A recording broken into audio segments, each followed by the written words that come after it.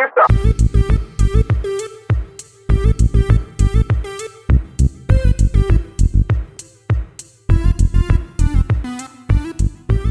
grabando. Marcelo, bienvenido. Alejandro, qué gustazo verte de nuevo después de tanto tiempo. Después de tanto tiempo, sí. Bueno, primeramente, mil gracias por venir. Déjame que te presente primero. Marcelo Báez es un hombre mexicano residente en Nueva York desde hace 15 años. 15 años. Sí. 15 años, luego neoyorquino de pro. No sé si te gusta el término neoyorquino. No me molesta. ¿No te molesta? Pues eso, un neoyorquino de los auténticos, de los de verdad, hispano. Y un hombre del renacimiento, si se quiere, que escribe varias publicaciones, crea contenido audiovisual. Por supuesto, la música es también parte fundamental de su tema profesional, porque yo te conocí, de hecho, por tu trabajo como DJ. Y además eres productor musical, tienes temas producidos. No sé si tienes disco completo incluso. Sí, por producido. ahí hay un disco que publicamos hace años con un amigo que se llama Ulises Lozano en Spotify, pero hay como maquetas, ¿no? Un poco experimental. Pero sí, de vez en cuando grabo alguna canción ahí cuando estoy inspirado, ¿no? Cuando te vienen a ver las musas. Sí, se me ocurre, exacto, alguna... para mí siempre es más como también un proceso para aprender a usar cosas, ¿no? Entonces, si sale por ahí un plugin nuevo, sale algún programa nuevo y digo, bueno, como tarea me siento a hacer una canción, un video o escribir. Sí. Y ya, es como medio... Me doy mi propia autocátedra, ¿no? Para aprenderla. Qué bueno. Los autodidactas somos así, ¿no? Sí, es muy de autodidacta. Yo soy muy así también, ¿eh? Claro, de aprender las cosas medio intentando haciendo algo, por muy mal hecho que te quede la primera, segunda, tercera vez. Claro. Y pues ya. Sí, desde luego. Y nada, pues yo quería que vinieses, Marcelo, por un lado, por esta riqueza profesional que tienes. Y por otro, porque este podcast es en español. Aunque lo ve mucha gente en su mayoría, porque estoy empezando desde España, pero para mí es muy importante la realidad hispana en general. Es algo... Yo, personalmente, te lo comentaba fuera de cámara, no soy un patriota ni me siento especialmente español, pero sí que me siento muy afortunado de haber podido mamar la cultura hispana, sobre todo, principalmente, el idioma, que te abre la puerta a, por lo menos para mí, un mundo maravilloso que es Latinoamérica, con una riqueza y una diversidad brutales que por ahí los que no tienen esa cultura, los que no dominan ese idioma, desgraciadamente no pueden aprenderla, ¿no? O aprender todo esto. Y entonces, pues por eso estoy muy emocionado y por eso tengo muchas ganas de que vinieses. Además, yo también, esto creo que no te lo he contado nunca, llevo aquí muchos años, pero no entiendo Estados Unidos sin México, ¿sabes? Esto no sé si... No, espero que no te siente mal, pero yo creo que Estados Unidos es muy difícil entenderlo sin el influjo de cultura, de gente, por supuesto, y de mano de obra y de esa relación con México. En el resto de Latinoamérica quizás sí, pero en España al final lo lejano siempre nos viene por estereotipos, ¿verdad? Y la influencia del imperialismo cultural estadounidense también es muy importante a la hora de percibir en Europa en general y en España en este caso en particular todo aquello que ellos te cuentan, ¿no? Y desgraciadamente pues en la cultura pop, en el entretenimiento estadounidense, pues están esos clichés y esos estereotipos que hoy aquí ojalá podamos también tirar para abajo o por lo menos desmontar. Pero bueno, dicho todo esto aquí, que viene el invitado eres tú y estoy rajando como una bestia, cuenta un poco a la gente, porque yo quería primero abordar tu experiencia personal como mexicano que lleva mucho tiempo en Estados Unidos. Bueno, sí, como dices, creo que es difícil entender Estados Unidos sin México, porque pues, para empezar son vecinos, ¿no? O sea, claro. Compartimos frontera y gran parte de Estados Unidos solía ser México, ¿no? Sí. Toda la gente de hablaremos ahora. Nevada, Texas, California, pues todo eso era de México y todas las personas que nacieron y crecieron ahí. Sí. De hecho, está el famoso dicho de que nosotros no nos brincamos la frontera, sino la frontera nos brincó a nosotros. Qué bueno, claro. Porque pues si tú eras un mexicano que vivía en California pre-guerra con Estados Unidos, sí. Y de repente ya eres parte de Estados Unidos, tú ni te preguntaron, simplemente ya te hicieron gringo y ya, ¿sabes? Pero por lo tanto, o sea, mi experiencia como también es un poco particular, porque yo llego a Estados Unidos a los 5 años. Yo soy de un pueblo muy pequeño de Los Altos de Jalisco, que es como una hora norte de Guadalajara. Ok. la capital de Jalisco. Es un pueblo de 10,000 personas, muy pequeño, y mi familia ya se mudó a Estados Unidos a los 5 años, pero yo llegué con Green Card, ¿no? Entonces, mi padre nos logró tramitar esa Green Card, entonces nosotros teníamos como que esa dualidad donde nos quedábamos. Yo, por lo menos, mi familia se quedaba 6 meses en cada lugar, entonces nos tocó. Llegamos siempre a California, al norte de California. Y entonces me pasaba 6 meses en California, 6 meses en México, hasta que cumplí como unos 13, 14 años. Que para empezar ya es una experiencia muy rara para la mayoría de personas. O sea, imagínate que tú, por ejemplo, cada 6 meses te fueras a Londres y luego de regreso a Madrid, ¿sabes? Sería como raro que de los 5 años a los 14 años estuvieras estudiando en ambos. Desde luego. ¿Y esto era siempre así? Sí, años y años. Sí, durante años era como 6 meses en cada lugar. Y lo que pasa, y eso era porque mi padre pues trabajó en agricultura desde que él era un adolescente. Y solamente había trabajo en eso durante, era temporal, ¿no? Era un rato, y cuando no había nada que hacer, mi papá odia Estados Unidos y él era de que yo no quiero estar aquí, al menos que tenga que estar aquí. Y pues entendiblemente ya nos regresamos a Jalisco y él hacía sus cosas él es gallero, le encanta pelear gallos. ¡Qué bueno! Hostia, hasta ahora está delicado el tema, ¿eh? Claro, entonces también... Algo tan hispano. Sí, es algo muy hispano y muy raro, porque pues a mí me tocaba de repente... O sea, estaba con mis amigos gringos y era como hacer cosas de gringos, ¿sabes? Como que playdates y cosas así, o sea, conceptos muy gringos. Sí. Igual no tan gringos, pero cosas de que vas a la casa de tu amigo y tienen ahí como, sacan los juguetes y en aquel entonces, te estoy hablando del 90, 91, 92, los juguetes eran los Super Soakers, ¿no? Estas cosas de pistolas de agua y como cosas, o Nintendos, por ejemplo, ¿no? Que también ya estaban muy de moda. Entonces jugaba con eso unos 6 meses y los siguientes 6 meses me regresaba a mi pueblo, a México. Y era de ir a peleas de gallos. El shock cultural ahí. Bueno, en España sí legalizaron hace bastante tiempo, pero yo sé... tengo así amigos de muchos lugares, entonces conozco a gente que todavía los cría y los tiene. Un saludo aquí a David, que era criador, y siempre me acuerdo que me intentaba enseñar, me partía la caja con los nombres que les daban, los típicos, ¿no? Los diferentes tipos de gallos y tal. Te comentaba antes que estuve hace no mucho en las Filipinas. Las Filipinas, por la televisión te lo pasan, claro. O sea, fíjate lo que después de eso... Bueno, al final estuvieron 333 años los españoles allí, pero todavía allá en las Filipinas es muy popular también, en el otro puto lado del mundo. Entonces los dominicanos también, cuando está allí, también lo pasan por la tele. Te lo ponen ahí como si fuera la SPN, pero están los gallos ahí dándose. Claro, sí, no, en el Caribe sigue súper fuerte. Igual las veces que yo he estado en Puerto Rico, ves ahí, sabes, como que igual sigue, como que en el Caribe y en México se quedó. Ahora en México ya, o sea, está mucho más de mal gusto. Claro, creo. Porque es... Claro. Los estapetaíno pira, ¿no? Que dicen aquí, estarán... Y de hecho, yo cuando acompañaba a mi papá, o sea, mi trabajo era... Bueno, lo que pasa es que también, o sea, en México, como si es un país... allá eran casi eventos glamurosos, o sea, porque había toda una... Digamos, alquilaban todo un local. Sí. Y de hecho llevan cantantes y es como todo un... ¿cómo decirte? Sí, llevan cantantes famosos, hay apuestas, hay bar, hay mujeres, o sea, es como todo es casi como estar en un casino. Y recuerdo que pues esas cosas suceden ya casi en la madrugada, ¿sabes? Son pelea X granja contra la granja de no sé quién. O sea, de hecho esas son una granja, quizás la granja Hernández se especializa en este tipo de gallo. Sí. Mientras que esta otra granja se especializa en este otro tipo de gallo. Y las peleas son siempre entre granjas. Y total que eso se da como hasta la madrugada. Entonces están ahí pelea tras pelea. Es una velada, como sí, es una velada, digamos. Estás ahí toda la noche y lo que pasaba, pues mi trabajo era recoger a los gallos moribundos para ver si los podemos resucitar. Porque al final muchos de estos gallos también son caros. Exacto. Un buen gallo, exactamente. Sí, te cuesta muchísimo dinero y si lo puedes salvar, si nomás tiene unas cuantas cortaditas y lo puedes usar para ya sea seguirlos criando y reproduciendo más. Sí. Yo me llevaba un amiguito y entonces teníamos como que vamos con los gallos moribundos, ahí nos tocaba pues repasarles el cuerpo si tenían cortadas o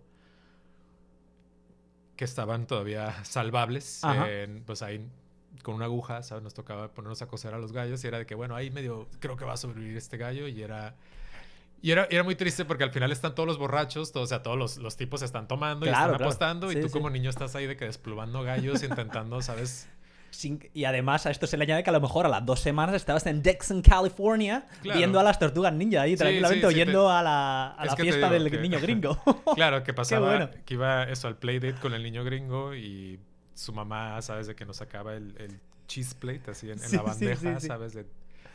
Y sí te quedabas como, güey, ¿qué? Y claro, y mi mejor amigo, digo, es un pueblo muy pequeño y hay la mayoría de las personas pues viven humildemente. Sí. Entonces, por ejemplo, mi mejor amigo, su modo de transporte era un burro. Y de repente, ¿sabes? Estaba yo de que jugando con el burro y de que estamos y acompañaba... la familia de mi amigo hacían ladrillo. Era con lo que se mantenían. ¿Hacían los ladrillos o eran albañiles? Sí, no era hacer los ladrillos. Ah, ok. Literalmente. En un horno el horno y todo, claro. Sí, o sea, todo hay un proceso. Sí, claro. Entonces era muy loco como que de repente, digo, pues 6 meses de tu vida estás jugando con Nintendos y pistolas de agua y juguetes de primer mundo, ¿sabes? Total, claro. Y ya los siguientes 6 meses estás con un burro. Es un shock en lo que... Sí, es un shock cultural.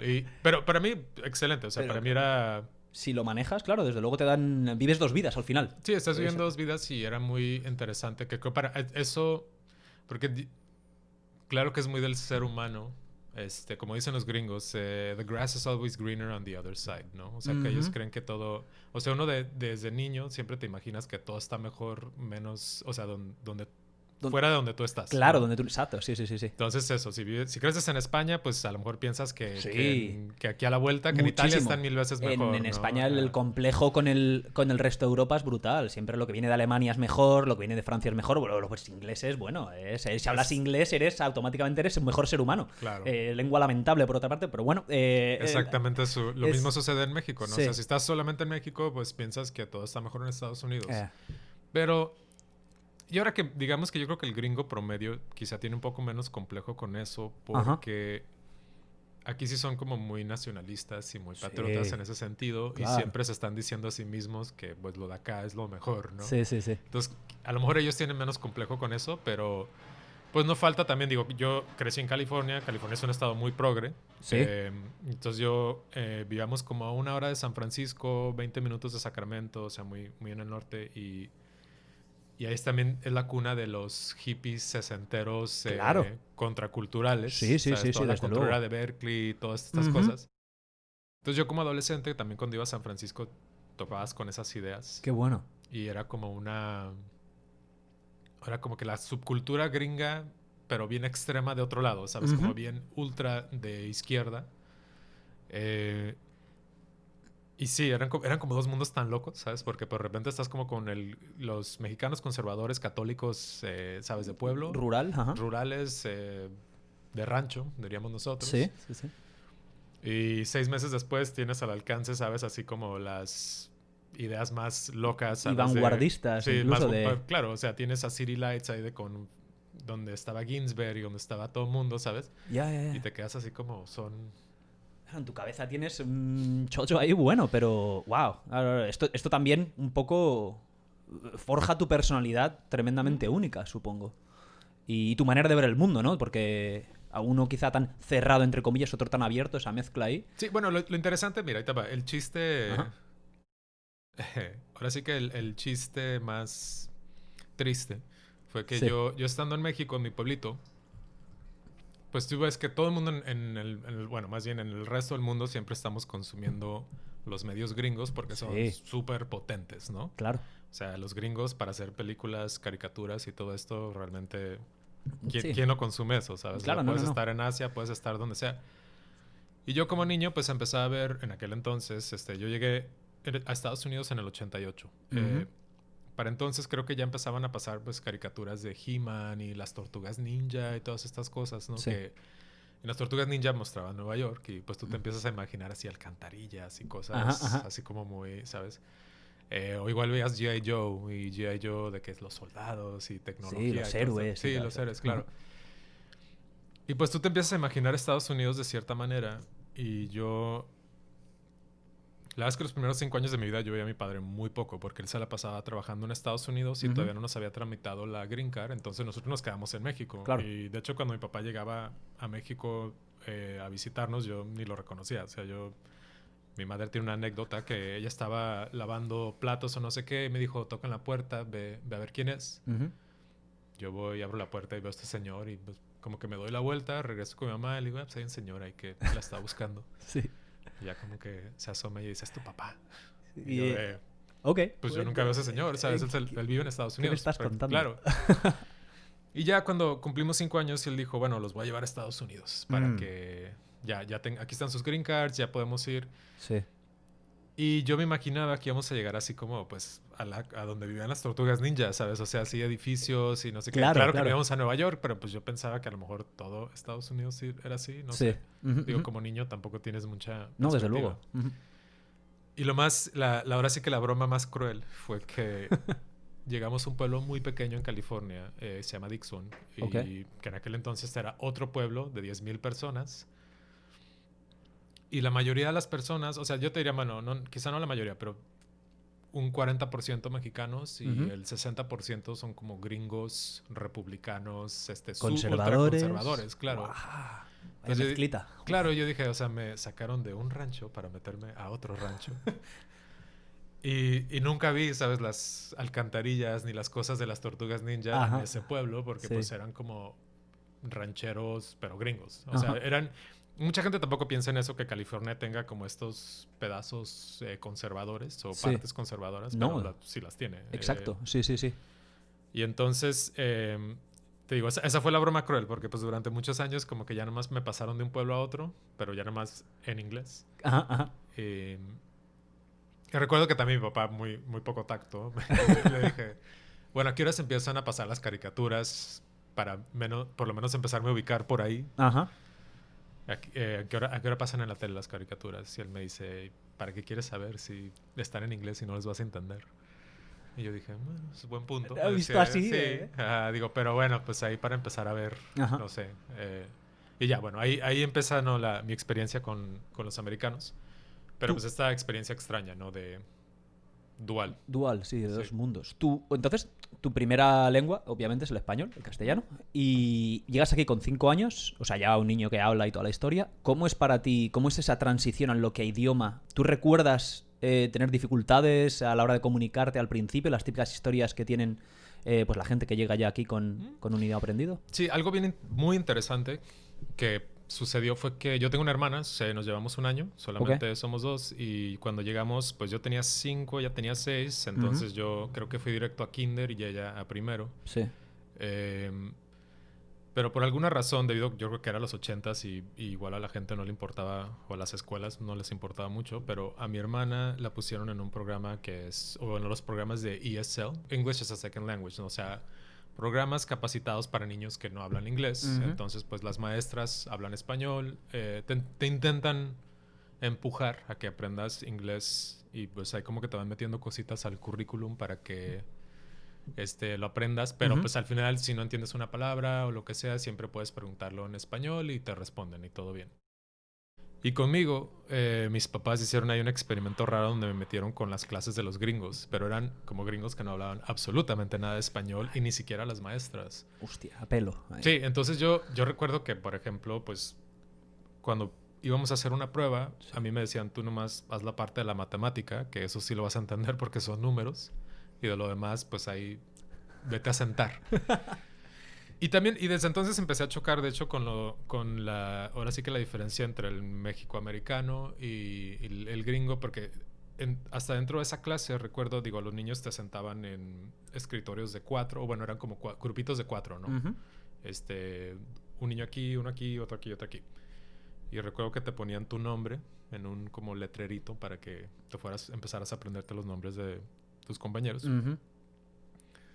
Y enfrente de mí, la primera vez sentaron a una chica que se llamaba Amber Aguilera. Y yo dije, bueno, pues si se apellida Aguilera, seguramente va a entender algo, porque yo no entiendo nada de inglés. Y recuerdo preguntarle como, oye, nos pusieron a colorear. Y le dije, ¿me prestas tu crayón o crayola? No sé cómo lo conozcan allá. Pero bueno, Y me dice, nomás me responde como, ¿what? Y dije, no entiende nada, ¿sabes? O sea, se apellida Aguilera, pero pues seguro es ya segunda, tercera, cuarta generación. Y aparte, pues, ya es donde me tocaba... Digo, yo venía de escuela católica, yo iba a escuela de monjas en México, aparte, ¿sabes? O sea, era de las que te pegaban si te portabas mal y todo. O sea, era como el clásico. Una de curas. Sí. O sea, me tocaron la de las monjas, ¿no? Entonces yo venía de eso, de uniforme, de todo esto. Clásico. Y de repente es que en Estados Unidos, pues, los niños no usan uniforme. Por lo menos en esas escuelas públicas no. Y también me tocó el clásico de que pues tú llegas como que con la ropa que te compran ahí en el momento, ¿sabes? Pero los gringos ya tenían como sus marcas bien cool. Puestos, claro. O sea, ese de que la X, ¿sabes? X marca. En aquel entonces había una marca de zapatos, de tenis, que se llamaba British Knights, BK Knights, y era muy famosa. Sí. No sé si... No, esto lo he visto aquí ya. No, sacaron BK Knights y luego sacaron otra marca que se llamaba LA Gear, que también era como para las chicas. Era como el LA Gear. Wow, claro. de esta tuve una vez cuando yo era pequeño. Sí. Que hacían, luego, de hecho, Michael Jackson le dieron un patrocinio así increíble para que hiciera los tenis de LA Gear. Sí. La Gear. Sí, la Gear, claro. Es lamentable. La Gear, claro. Y Sí. chistosamente, y eran como muy californianos porque venían con nosotros les decimos placa a lo de los carros. Ajá. La matrícula. La matrícula, claro. Sí. Entonces venía con un llavero que era como una especie de mini matrícula, no sé si lo recuerdas. Sí, claro. Yo tuve unas Laguerre bota, imitación total de, no sé si te acordarás, las Reebok Pump. Claro. Entonces la Laguerre sacaba que eran como, en España eran mucho más baratas. A mi hermano, que es mayor que yo, le cayeron las Reebok Pump por su cumpleaños, pero a mí me cayeron 2 hostias por pedirla, básicamente. Entonces me cayeron esas que eran como baratas, están de oferta, no las quería nadie. Pero me acuerdo que venía con la chapita, sí, que tenía la cadenita esta de bolitas, ¿verdad? Sí, la cadena, y se la podías poner ya como a tu llavero. Las dos se las dejabas al tenis, no pasaba nada. Sí, no pasaba nada. Y entonces, pues yo llegaba con mis zapatos horribles de no sé dónde, ¿sabes? Pero ya empezaba a saber ahí como la diferencia, ¿no? Del primer y tercer mundo, básicamente. Claro, sí. Pero, interesantemente, a todo esto, a mí me pusieron en esta clase de puros gringos, y la verdad es que cuando eres niño tienes una destreza increíble casi como para aprender todo. O sea, eres una esponja, ¿sabes? Porque estás nomás como absorbiendo constantemente información. Y recuerdo que yo empecé a aprender inglés mucho más rápido que mi hermana. Porque pues mi hermana siempre podía recaer en el que si yo quiero hablar español, y yo era como, nomás puedes hablar inglés. O sea, no hay de otra. Entonces yo me empecé a desarrollar mucho más rápido con el idioma. Fíjate. Pero también fue muy raro porque pues durante los primeros años no tenía muchos amigos. Porque, pues, digo, también si eres un niño gringo y te ponen un rarito que no habla para nada, pues... Claro. Ahí como que... mínima la relación, exactamente. Sí, o sea, te aíslas mucho, claro. Sí. Entonces, los primeros años fueron muy raros, pero ya después, pues digo, desarrollé un poco el habla mucho más rápido y no sé, esa fue como el primer choque cultural, realmente. Sí. Y bueno, entonces, pues tú en un momento dado tienes este choque cultural, pero enseguida, gracias a lo que has dicho, la inmersión que tienes y un poco la condición de niño que te hace aprender todo muy rápido. Tú, claro, entonces pasan los años, de adolescente, sigues... ¿Paras de ir a México, has dicho? ¿De ir a México con tantísima frecuencia a la adolescencia, a los 14, ¿Sabes qué? Es que de los 3 en adelante la escuela dijo como no te puedes estar largando cada rato. Claro, entonces, y para entonces ya estaba en la high school y me dijeron, o sea, o te quedas allá o te quedas acá. Y la verdad es que yo también ya estaba... O sea, el pueblo de mis padres es muy pequeño y pues a los 13 años ya estaba de que ya no hay nada más que ver allí, ¿sabes? Entonces... decidí quedarme en Estados Unidos a partir de entonces y fue como donde realmente empecé a explorar más ya fuera de Dixon, de este pueblito, porque pues ya tenía 13, 14 años. Recuerdo que me hice de un par de amistades que eran mucho mayores que yo, o sea, tendrían 20 y tantos años, pero pues ya tenían coche o auto. Y eran quienes me empezaban a llevar a San Francisco y me empezaban a invitar ¿sabes? Como a ver ahora sí que la subcultura gringa, que ya no era la cultura de los cowboys que yo había visto toda la vida. Claro, el estereotipo. Claro, no era y era como el submundo, ¿no? De repente íbamos a un show de punk o íbamos como que a un rave a Oakland, ¿sabes? O sea, cosas así ya más...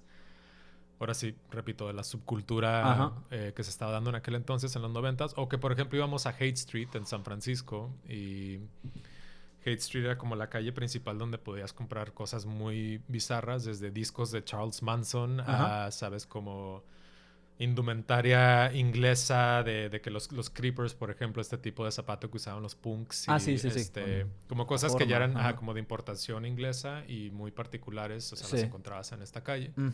Y también estaba Ambiva Records ahí, una disquera, una tienda de discos muy famosa donde puedes encontrar discos de culto también de todo. O sea, como entonces de repente empecé a ver este submundo de gente, o de lo que me parecía en aquel entonces, digo, yo creo que a cualquiera, de ahora sí de los gringos locos, ¿no? Ajá. Que era de los rockeros, drogadictos, punks, Ajá. de todo, Sí. ¿no? Esa bohemia tan americana. Sí, claro, ¿no? la bohemia americana, que es muy interesante también cómo eso tiene,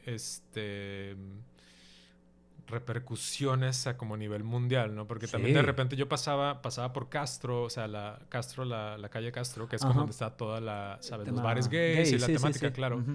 Y después te enteras que, por ejemplo, o sea, en Londres ellos, o sea, como que también se empezaban a inspirar, ¿sabes? Así como en calles como estas para hacer también sus propias, ¿sabes? Como versiones de... Ajá.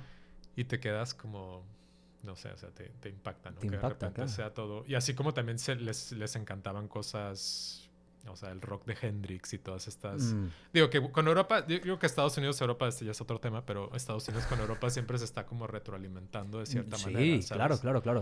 O sea, los gringos acá ven cosas que les alucinan de los europeos. Buenísimo esto, ¿eh? Lo de tienes un acento europeo y automáticamente eres mejor, las mujeres o a los hombres les gustan más toda esta historia. Claro, claro. O sea, hasta cosas tan simples como, o sea, acá habían a Led Zeppelin y Pink Floyd como las super bandas, exacto. ¿sabes? Rolling Stones, ¿no? Sí, claro que lo son, igual los Rolling Stones, todo esto. Sin embargo, los Rolling Stones estaban obsesionados con Motown y Elvis y estas cosas. Ajá. Entonces siempre, pues, ahí está interesante. Sí, ¿no? sí, o sea, es bidireccional. En ambos lados del charco, ¿no? Claro. Existe esa influencia. Que son cosas, digo, que también, te digo, ya lo habíamos platicado también antes de empezar. Digo, yo después lo veía con España, cuando yo, años después empezaba... Porque, no sé, en México siempre te quedas con la curiosidad de qué tanto es de México y qué tanto es de otros... Bueno, en nuestro caso de España, porque pues fueron los que...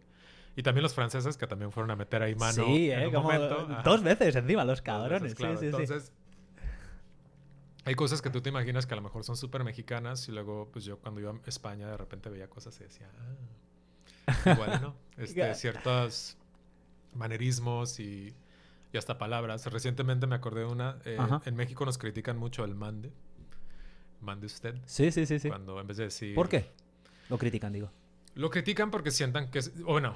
vale, ya puedo ver el... Sí, el rumor o la creencia era que fue algo que quedó del colonialismo, que era como cuando los indígenas le tenían que decir, ¿sabes? Sí, es un término de servidumbre hasta cierto punto. De servidumbre, claro, de que mande usted. Y después recuerdo que no sé si fue como en El País o por ahí publicaron un artículo que de hecho en España también se solía utilizar, pero creo que en el norte, como en Bilbao, por allá como que no, y no, o sea, no, ahorita estoy aquí... Tranquilo, que no... pero por ahí recuerdo que varios comentaristas habían hecho o apuntaron a esa cita, ¿no? Que dijeron, de hecho acá también lo decían en ciertos pueblos de España, se manejaba y no sé si fue algo que se lo llevaron después para allá y quedó, ¿sabes? Pero... Esto es muy interesante porque sí, es tal y como lo cuentas. De hecho, yo no sé exactamente cuán predominante es en el norte, pero en general en España el mande tiene ese cariz, ese toque de España rural, pero es vigente. O sea, lo dicen también muchas veces cuando alguien ha oído algo, mande. Entonces, sí, todavía predomina, ya te digo, obviamente en las grandes ciudades esto no, todavía se sigue diciendo en determinados lugares. Estoy seguro que hay alguna región que lo dice más que otra, no te preocupes en absoluto, yo no tengo ni puta idea, no lo sé. Yo creo que también es algo muy similar a eso, es el uso el uso tan extendido del usted en Latinoamérica con respecto al tú. Que en España es el predominante. En España el usted tiene un uso muy específico y muy concreto y muy inferior al tú. Simplemente, pues, no, bueno, como diciendo la teoría, denota cierto grado de respeto y cierto grado de diferencia de posición social, intelectual, etcétera, para utilizarlo usted, ¿no? Y en Latinoamérica está mucho más usado con casi cualquier... A no ser que sea muy amigo tuyo, ¿no? Uno lo usa de es propio. Que sabes que somos bien inconsistentes también en Latinoamérica. Claro. Ese es el otro... Lo chistoso, porque los colombianos, por ejemplo, ellos lo hacen completamente al revés. Esto ¿sabes? es cierto, sí. Y curiosamente en México también somos bien inconsistentes. Mi hermana está casada con un chico de Chihuahua, que pues un estado en el norte. Y él le habla de usted a ella. Y al resto de los mexicanos nos suena muy raro, pero por ejemplo hay como ciertas regiones donde ellos sí se quedaron con otros manerismos que no, ¿sabes? Ajá. Y en México el usted es solamente pues ya para gente mayor o para los tíos. Exacto. ¿Sabes? Y de ahí pues tuteas a casi todo el mundo. También te digo que esto en España es reciente. Es decir, mi abuela, que la traje aquí al podcast, mi abuela llamaba, que yo conocía a mi bisabuela, Marciana, que se llamaba la señora, murió de 96 años, la trataba de usted, o sea, que es algo hasta bien recientemente se le trataba a los padres, a los tíos, a la gente un poco de mayor edad, lo que dices, de usted, o sea, que es algo relativamente nuevo en España, ya también te lo digo. Sí, o sea, y en México, por ejemplo, es raro que en la Ciudad de México sí tutean a los papás, pero en México rural no. Sí, o sea, en la Ciudad de México sí les hablan de tú, pero nosotros no. O sea, yo que soy de pueblo, ¿sí? No pensaríamos ni... Y es chistoso porque hasta a veces, yo hace poco, pues creo que hice como un mini video con mi madre hace unos años, y mis amigos chilangos, o sea, decían eso, ¿no? De que qué raro que le hables de usted a tu mamá. Y yo de, qué raro que tú no le hables de... Marce, perdona, ¿qué es chilango? Chilango es que es de la Ciudad de México. Es el gentilicio de las personas. Sí. No oficial. Sí. Bueno, bastante oficial. Es oficial. Sí, es bastante oficial. Aunque los chilangos siempre se defienden. Y ellos te dicen que son... A ver. ¿Capitalinos o qué será? Defeños. Defeños. Ellos te dirían que son defeños. Claro, porque son del DF, ¿no? Claro, para un chilango de verdad, un chilango muy hardcore, ¿sí? Te dirá que un chilango es alguien que se muda a la Ciudad de México, que viene de fuera. Ese es un chilango. O sea, si un poblano se va a vivir a la Ciudad de México, él viene siendo un chilango, ¿no? Los defeños son los que están ahí de toda la vida. Ya. Tienen ahí esa medallita que se ponen, ¿eh? Esto pasa en todas las ciudades también, es que pasa en todo... Sí, claro. Yo vengo... La familia de mi madre son inmigrantes, ¿no? Entonces siempre ese tema de, yo soy de aquí, pero tú eres el que vienes de fuera, siempre dentro del territorio nacional, existe en todos los lados. Sí, claro. Y bueno, ya es que es como todo. O sea, en Argentina no quieren a los porteños. Claro. O sea, si no eres... Pues acá es igual. Sí, en México hasta había... lemas muy fuertes que se decían en los 70s y por allá. Tú ibas a ciudades como Tijuana, que ya son pues el extremo del norte, ¿no? Ya es frontera con Estados Unidos. Claro. Y veías carteles que decían, haz patria y mata un chilango, ¿no? Y cosas como muy heavy, muy fuertes, sí. Sí, te diré. Qué bueno. Y es chistoso porque también, digo, los chilangos se la cobraban. O sea, el cine, por ejemplo, el cine de oro de México, de las épocas de oro, donde, con María Félix y toda esta gente...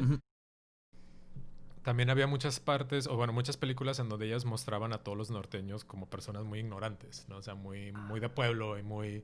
Entonces creo que también por ahí había también otro resentimiento por parte de la gente del norte, que era así de que, a ver, ustedes, ¿sabes?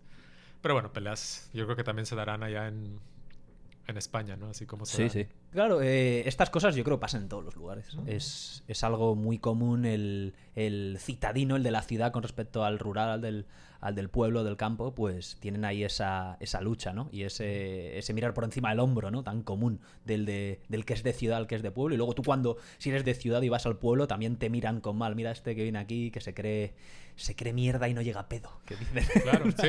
Bueno, y eso pasa aquí en Estados Unidos. También, claro, ¿no? Exacto. O sea, los sureños odian a los capitalinos acá, más no poder. Sí. Yo que volví al sur en varias ocasiones, cuando dices que vives en Nueva York, ya te dicen, no, te crees aquí y tal. Eso es un clásico, yo creo, en todo el mundo, por lo menos occidental. Bueno, y yo creo que también en Oriente.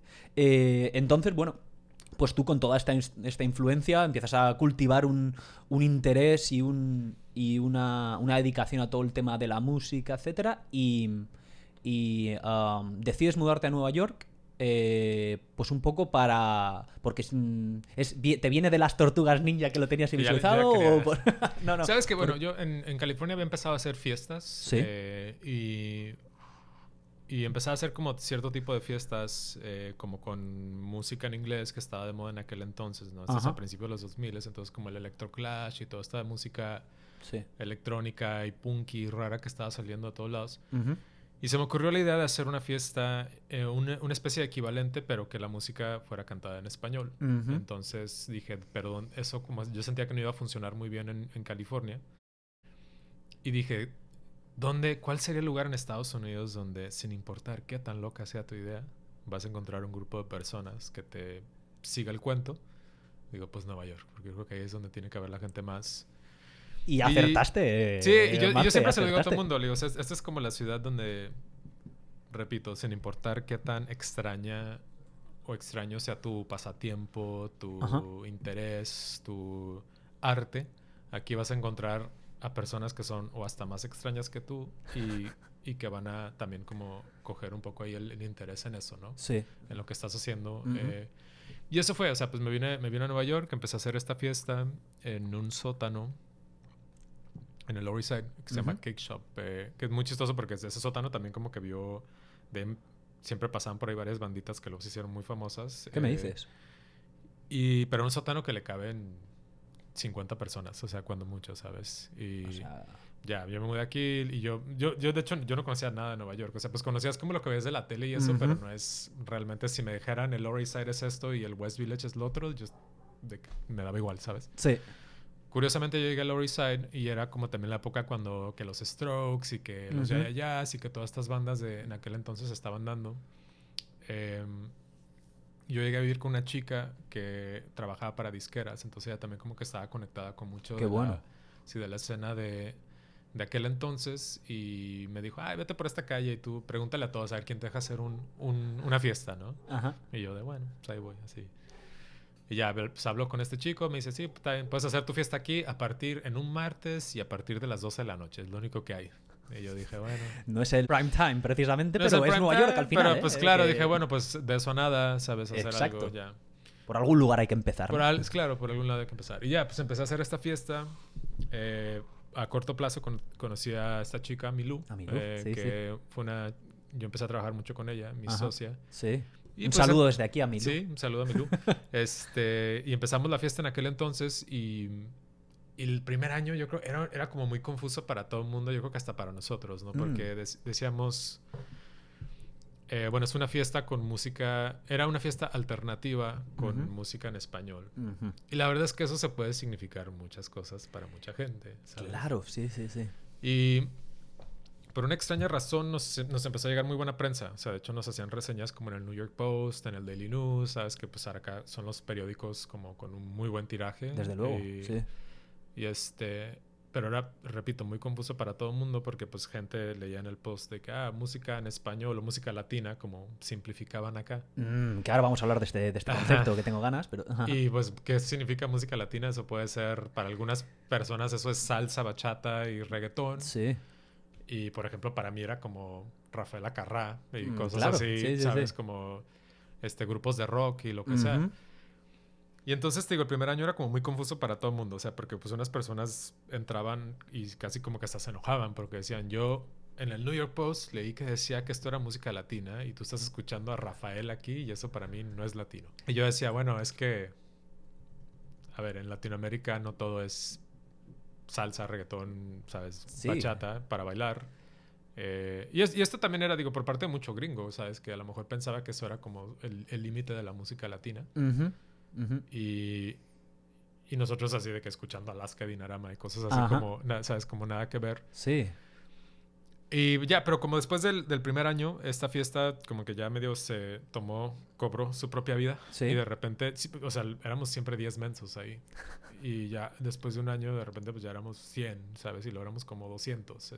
Sí, ¿no? Bueno, hay que decirlo que yo te conozco, bueno, por el trabajo que hacía en aquella época y tal, pero es gracias a estas fiestas por las que la compañía de Relaciones Públicas por la que yo trabajaba, pues entra en contacto con vosotros y por eso yo tengo la oportunidad de conoceros a ti y a Milú.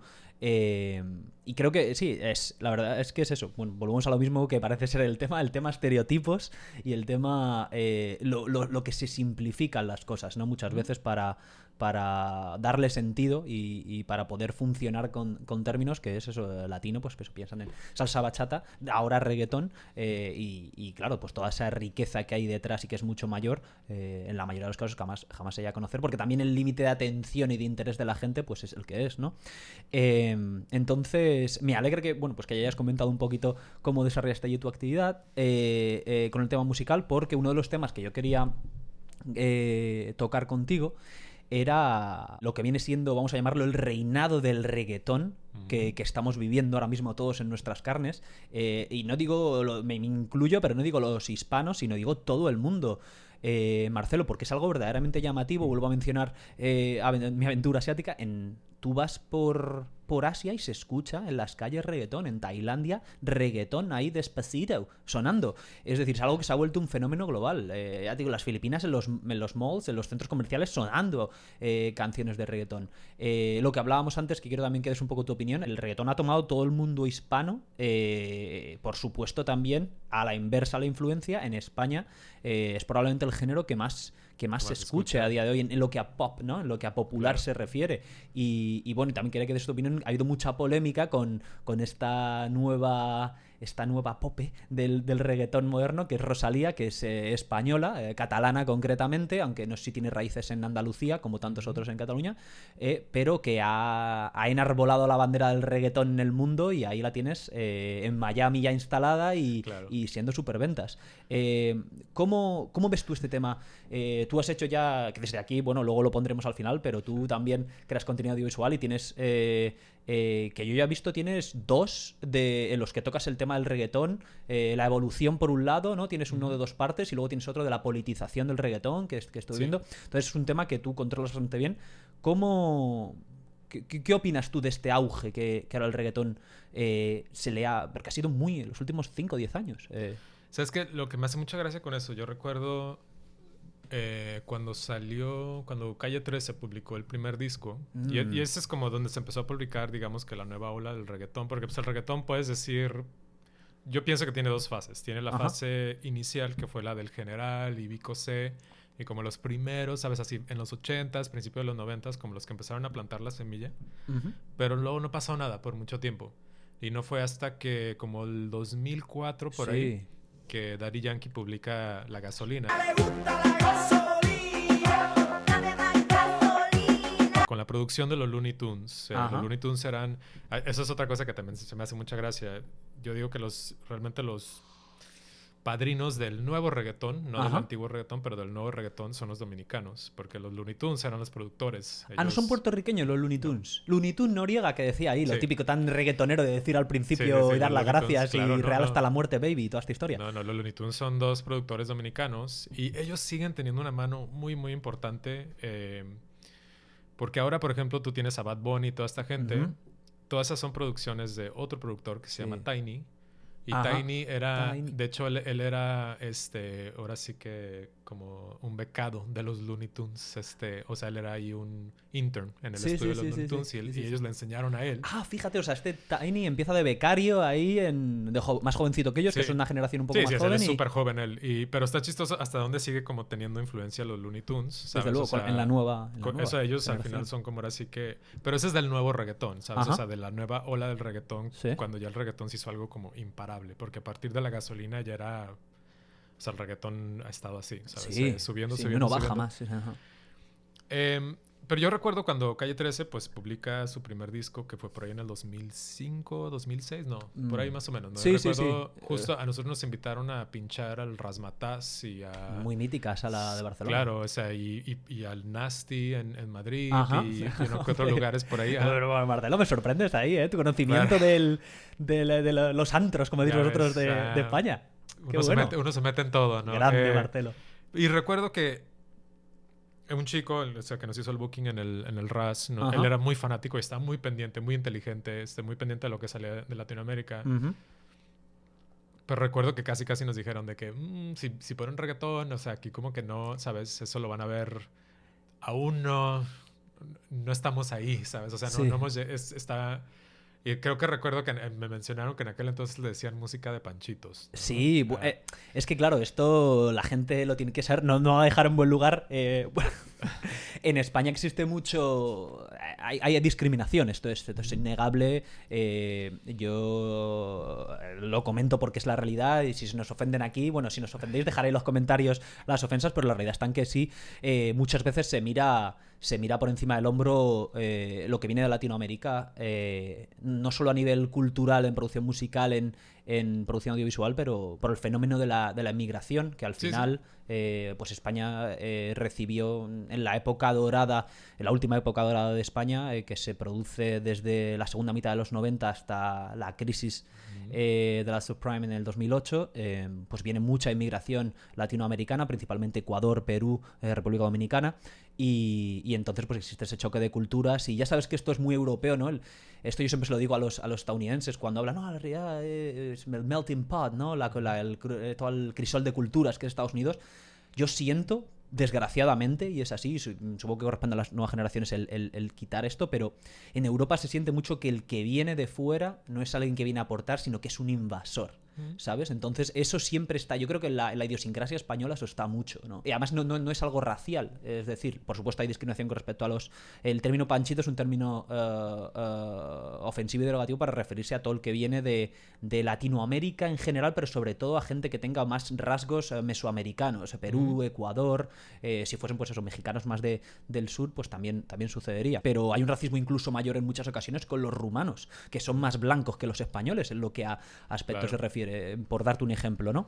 Entonces, pues claro, esto tú ahí lo sufrirías, lo verías, y es una realidad. Hay que comentarlo y es importante decirlo porque solo se puede progresar si se admiten estos... Yo creo que es un poco, te digo, la idiosincrasia y la historia. Al final España, yo tengo una teoría muy particular, España es un lugar que ha sido invadido virtualmente por todas las grandes culturas de la historia de la humanidad en los últimos 2500 años, ya desde los tartesos y los cartagineses, los romanos, los griegos, en fin, incluso los egipcios tenían puestos en la costa española, y esto...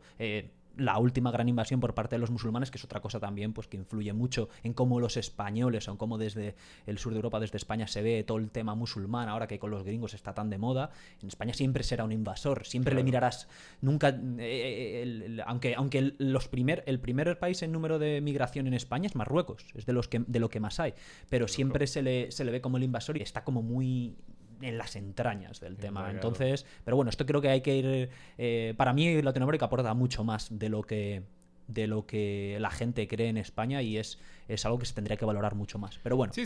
O sea, eso era igual. Son momentos, ¿no?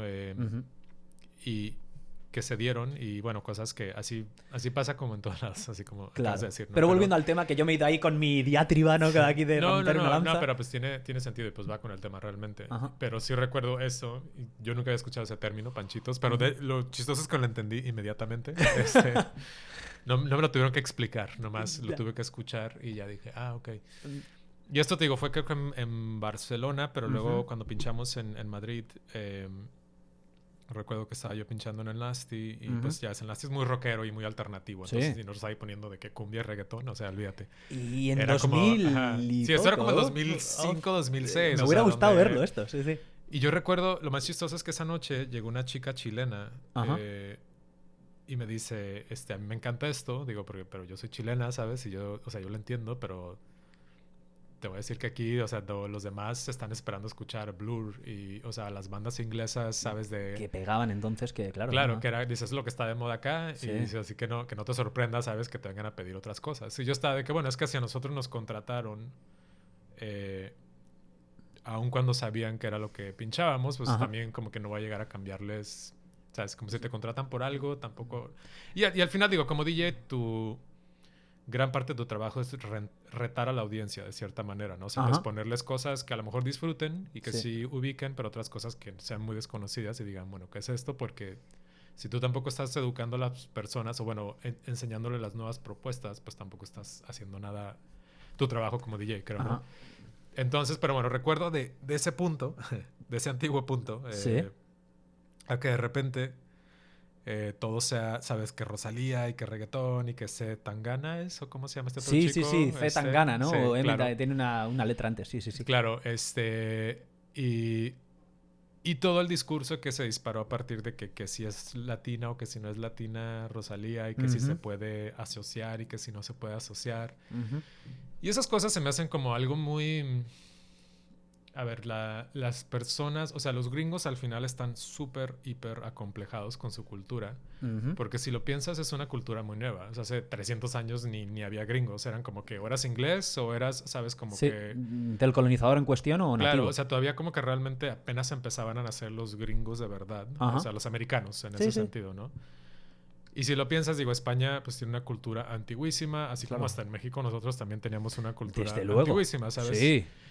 Y a nosotros esas peleas de que, bueno, siguen existiendo, claro, que si eres mestizo, que si eres, ¿sabes? Esto, que pero ya no es tanto como un tema...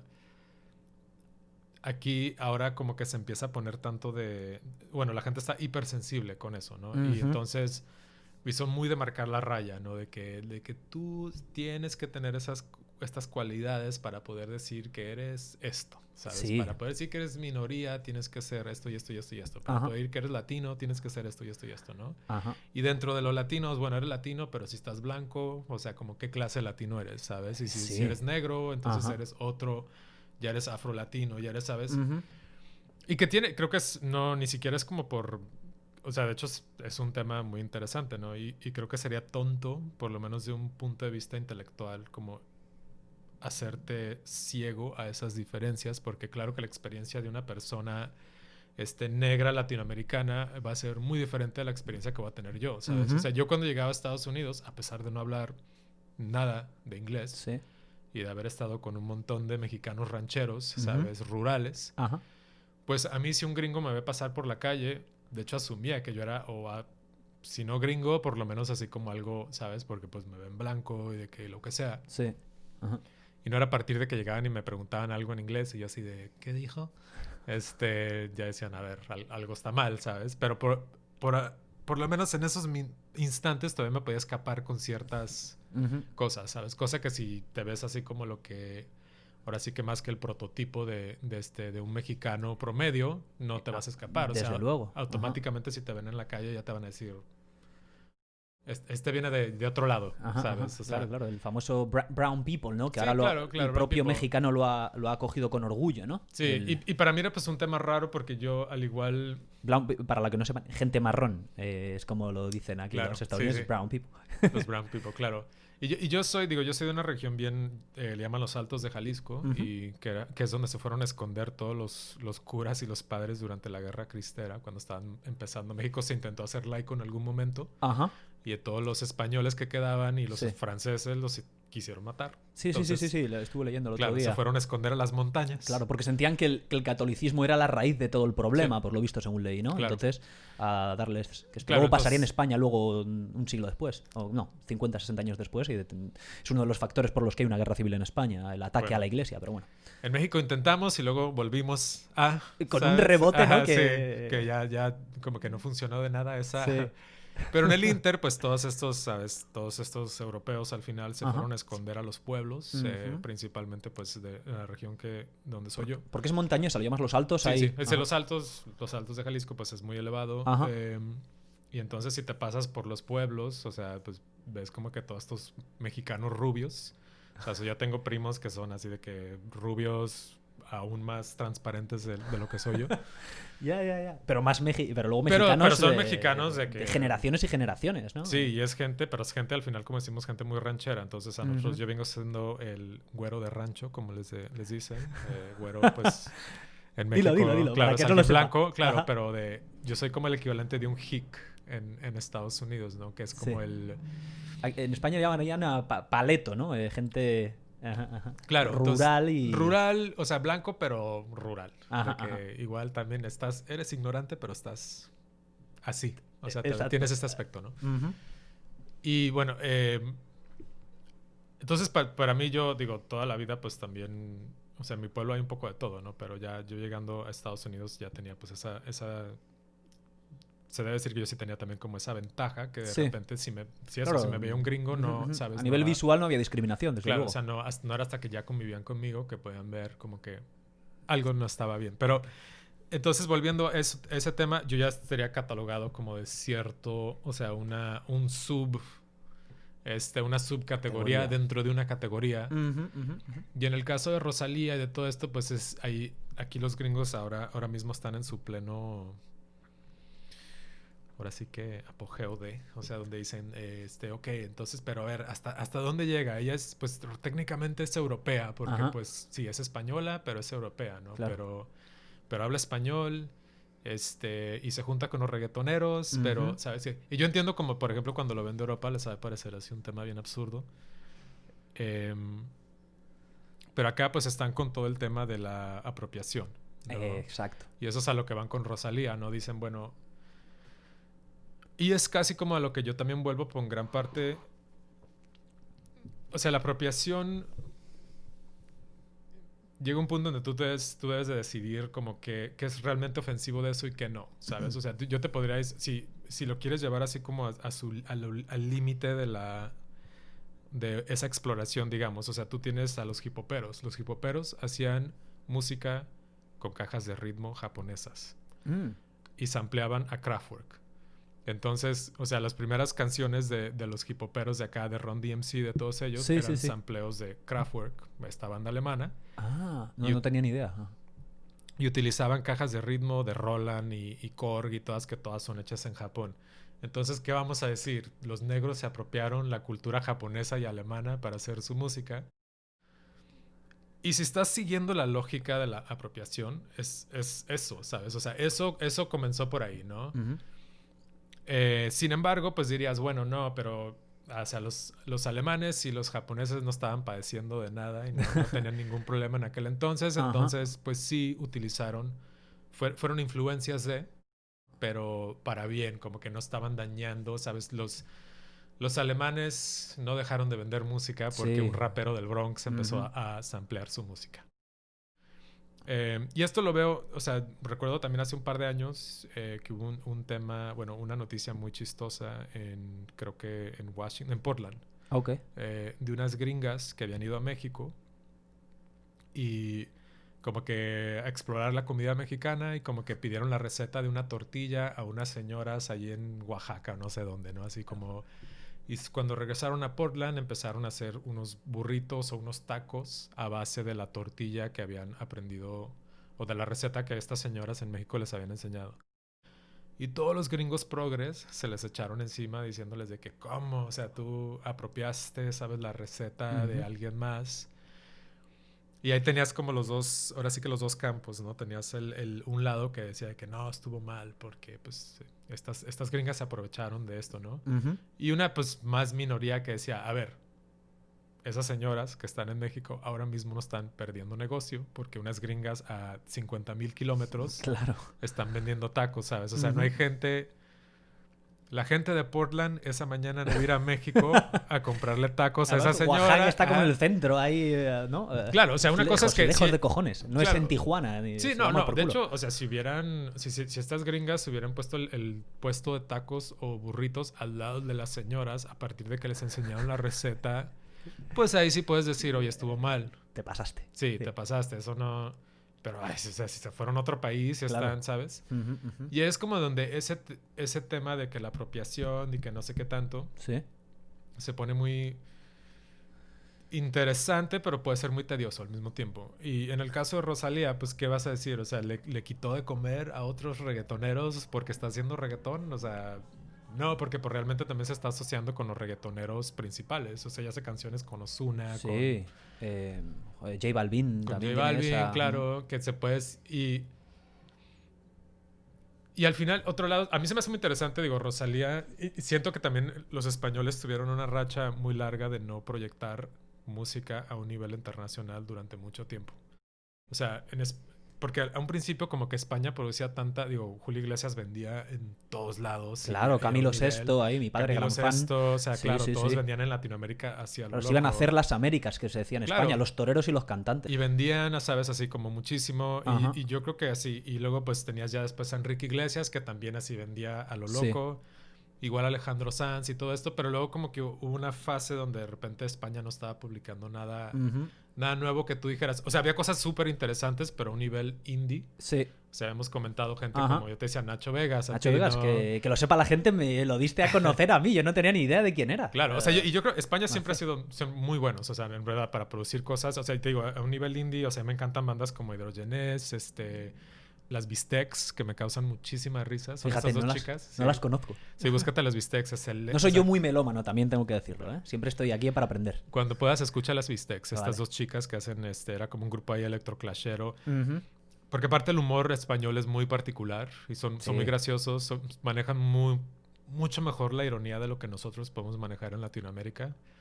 En Latinoamérica estamos un poco acomplejados con ciertas cosas. ¿En serio? Sí.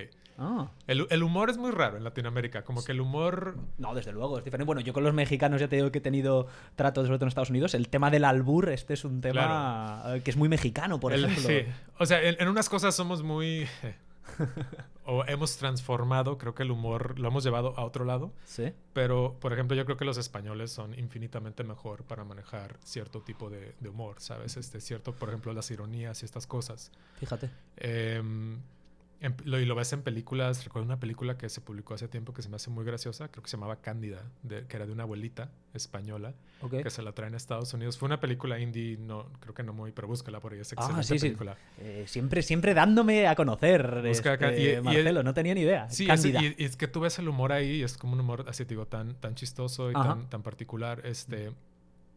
Así como los programas estos de crónicas marcianas. O sea, recordarás eso, donde también se iban por España y buscaban así lo más... Sí, los más personajes. Y esas cosas así me fascinan. O luego ves así personajes como La Veneno y todo esto. Bueno, ¿no? que fíjate también, ahora que de moda está. No sé si has tenido oportunidad de saber que está... Estaba esperando que publicaran la serie completa, porque sé que estaban soltando capítulo por capítulo y yo sé que me iba a enganchar y lo quería ver completo. Pero yo me acuerdo de La Veneno cuando La Veneno estaba... ¿sabes? Tú tienes un recuerdo de esto, claro. En España fue un shock. Una persona tan libre, tan abierta, tan... Claro. Digamos tan tremenda, que también... transexual, por supuesto. Sí, claro. Yo siempre he estado un poquito pendiente a la cultura también un poco trash española. O sea, recuerdo... Sí, porque al final te iba a decir, esto creo que al margen de esto es muy telebasura, pero tiene un componente cultural que es innegable de esos primeros 2000. Sí, pero es que al final también te digo, es un humor muy particular que en Latinoamérica a veces se nos dificulta. O sea, un personaje como La Veneno estaría muy difícil que se dé en Latinoamérica. ¿En serio? Sí, como que saldría a lo mejor ahora ya con el internet y todo esto, pero o sea, La Veneno se hizo famosa hace 15 años, ¿sabes? Desde luego, sí. 15, 20 incluso. Sí, claro. Y nosotros en aquel entonces no hay manera que, o sea, como que este personaje transexual tan fuerte lo estuviéramos, o sea, que lo pasaran en tele, ¿sabes? Así de matutina hasta... Sí. O sea, porque pues ya ves, ella salía dando entrevistas y todo ahí. Claro. Y que tenga ese tal nivel de popularidad quizá, ¿no? A nivel nacional, porque era un fenómeno. Ahora quizá con el internet, porque pues ya se han relajado mucho las cosas, pero bueno, volvemos a eso. Pero te digo, en el caso de Rosalía, creo que también fue lo primero. O sea, España hacía cosas muy buenas a este nivel indie, ¿no? Repito, todos estos grupos, todas estas películas y todo esto. Pero creo que había pasado mucho tiempo en donde no salía un artista como que realmente dijeras, o sea, este artista de masa, que es lo que hizo ahora Rosalía, ¿no? Y recuerdo también así leer entrevistas con quizá un poquito ásperas con, por ejemplo, creo que La Mala Rodríguez, donde ya, ¿sabes? Estaba así de que casi diciendo de que, bueno, lo que hace esta chica, yo ya lo estaba haciendo, ¿sabes? Y metiéndole ahí lo gitano y metiéndole todo esto. Claro. Además, ella es andaluza, La Mala Rodríguez de Pro. Y dijo, pero pues ella obviamente no le fue tan bien como le ha ido a Rosalía, porque la Rosalía también ha sido así... Pero además de 0 a 100, porque ¿qué? 1, 2 años como mucho que Rosalía ha pegado el pelotazo. Sí, y es que eso, si te lo piensas, o sea, tenías como grupitos de que Sin Bandera, o no sé, o ¿cuál era este otro? Sin Bandera, como la oreja de Van Gogh, como esos grupitos que sí pegaban así bien, poppy, ¿no? En Latinoamérica, pero no había salido nada que tú dijeras como esto es súper español y está como cool, o sea, ¿sabes? Eran pues grupos ahí medio promedio. Sí, que no tienen tanto tirón, digamos. O sea, Enrique Iglesias ya, ¿sabes? Ya no lo vamos a meter, pero bueno, es el único, sí, de esos años es el único que así un poquito, en un segundo término quizá Alejandro Sanz también, pero sí, o sea, sí, digo, tuviste, pero solo 2 y... Pero esas son generaciones ya, ¿sabes? De repente... un poco más antiguas, claro. Más antiguas, o sea, y fue Rosalía quien de repente como que sí propulsó a un nivel internacional loquísimamente, o sea, porque pues como dices, se hizo famosa de la noche a la mañana y de repente está ahí con las Kardashians y haciendo cosas. Claro, y con Travis Scott también ahí, que es un tipo que tiene un tirón espectacular, ¿no? Sí, y lo cool, o sea, sí tiene reggaetón y todo esto, pero pues ella también le mete ahí como que el giro español a todo, ¿sabes? Sí, es cierto. Y es lo que la hace, creo que interesante. Porque también ya hay reggaetoneras en Latinoamérica, digo, tienes Ivy Queen, tienes claro, Karol G, Nati, Natasha, ¿no? sí, Está Karol G, claro. Pero pues Rosalía ahí como que también le pone su propio saborcito. Ajá. Y por un lado creo que es lo que ha fascinado y lo que ha gustado. Claro, da un toque único. Pero en cuanto pues lo de la apropiación, yo repito, si no le estás quitando también comida, ahora sí que a otro, ¿sabes? Ajá. Si no había una reggaetonera en Latinoamérica que cantaba con tintes gitanos. Sí, decía ahí ese mashup. Ajá, pues entonces... ¿A quién le está tirando el pan? ¿A quién le está, claro? O sea, pues a nadie. Entonces está, pues que haga lo que puede y que le vaya bien, ¿no? Y que le vaya bien. Al hilo de este tema de la apropiación cultural y todo lo que significa o deja de significar ser latino, ¿no? Es algo que yo también tenía muchas ganas de hablar contigo. Tuve también a un doctor dominicano, Jesús, saludito por aquí a Jesús. Pero hablamos de un poco de lo que la cuestión de la medicina, de salud, de sanidad pública, sanidad privada, lo que lleva el convertirse en doctor aquí en Estados Unidos. No tocamos nada de la experiencia hispana o latina. Entonces yo tenía muchas ganas de hablarlo contigo porque, y ya lo has tocado hablando de la cuestión musical, y es este concepto que yo tengo una teoría, ¿no? Bajo mi punto de vista, el concepto de latino es algo tremendamente gringo. Y estuve haciendo un poquito de investigación, digo, a ver si iba a estar yo aquí completamente equivocado, y me di cuenta de que al final tiene ese origen. En Estados Unidos existe, ¿no? Por esta falta, a lo mejor incluso, o por esta cultura que están desarrollando sobre la marcha tan recientemente, ellos, bajo mi punto de vista, tienen un afán por categorizar, porque todo tenga la categoría, todo tenga la etiqueta para darle sentido a lo que está a tu alrededor, ¿no? También hay una búsqueda de la identidad muy fuerte, ¿verdad? Aquí toda la gente, en cuanto tienen ascendencia de otro lugar, agarran la bandera de ese lugar y son más papistas que el Papa. O sea, lo vemos, yo aquí en Nueva York lo veo muchísimo, lo veo con mexicanos americanos, pero los italoamericanos, griego-americanos, son más italianos que los de Italia muchas veces, ¿sabes? Sí. Y entonces eso es algo muy, muy estadounidense. ¿Qué pasa? Que el término latino a mí no me gusta, Marcelo. No sé si esto cuando lea la gente se va a enfadar conmigo. No me gusta porque creo que es tremendamente pobre en cuanto a concepto.